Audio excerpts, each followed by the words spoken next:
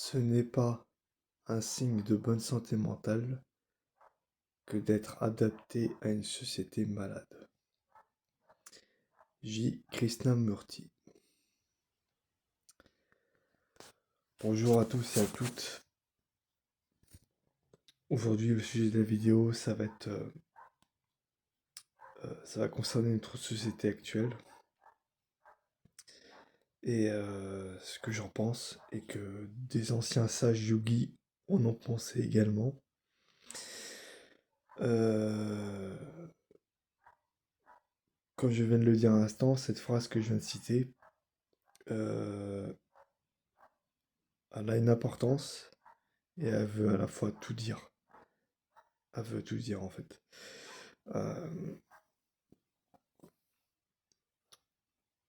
Comme j'ai dit dans une ancienne vidéo, je vous ai parlé du Kali Yuga.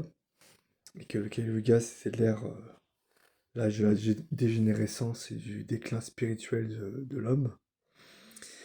Et, euh, et que la mémoire, la force physique et la longévité diminuaient progressivement.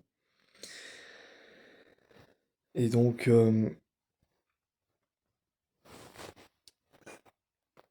alors, évidemment, les gens ont quand même de la santé, parce que sinon, ils seraient tout le temps malades, etc. Mais, euh, mais ils ont une santé qui est limitée, surtout les gens non éveillés. Parce que je rappelle, les gens non éveillés n'ont accès qu'à Ida et Pingala. Ils ont du prana qui circule, mais ils n'ont pas de Kundalini éveillé. Voilà. Et donc, euh, et donc ces gens, en fait, euh,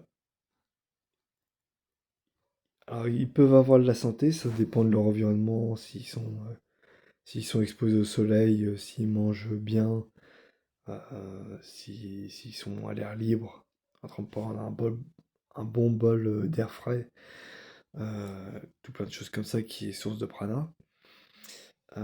Mais ils sont très limités au niveau de quantité de prana. Après, tout dépend de leur mode de vie, mais ils ont, ils ont quand même une bonne réserve, mais c'est limité parce que si, s'ils voulaient augmenter euh, consciemment leur réserve d'énergie pranique, il faudrait qu'ils fassent du yoga, du pranayama, de la méditation, toutes sortes de pratiques qui permettent d'augmenter volontairement le prana. Voilà.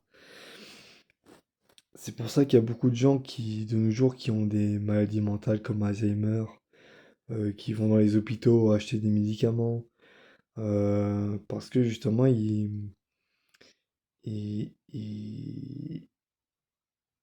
ils font beaucoup d'excès dans ce qu'ils font, et ils sont très vulnérables aux maladies.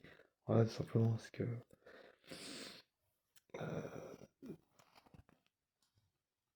parce que s'ils étaient dans l'air du Verseau, donc s'ils étaient éveillés spirituellement, ils auraient une santé optimale. Parce que la Kundalini, je rappelle, quand elle est éveillée, elle permet l'éveil spirituel, donc le samadhi, et elle nous apporte la santé et le bien-être. Donc voilà, vous vous doutez bien euh, que les gens éveillés ont un avantage certain au niveau de la santé.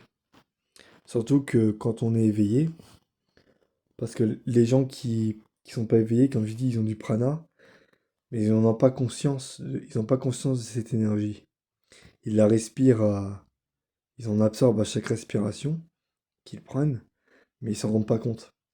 Alors que quand on est éveillé, quand on prend conscience des réalités spirituelles, on peut, selon notre besoin, augmenter nos réserves de prana comme bon nous semble, selon selon nos besoins, nos envies.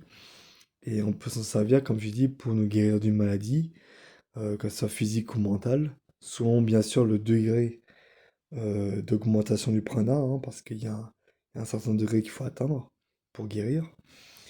Mais, euh, mais oui, on peut se régénérer, le cerveau, les organes, tout ça, quoi. Donc il n'y a que des avantages. Excusez-moi, j'étais dérangé par un ami. Donc voilà pourquoi la société va très mal en ce moment. Et, euh, et voilà, je crois que j'ai tout dit sur cette vidéo. Donc, euh, donc n'hésitez pas à vous abonner à la chaîne si ce n'est pas déjà fait, à mettre un like si vous avez envie, et à mettre dans les commentaires vos avis ou vos questions. Et sur ce, je vous dis à très bientôt pour une nouvelle vidéo.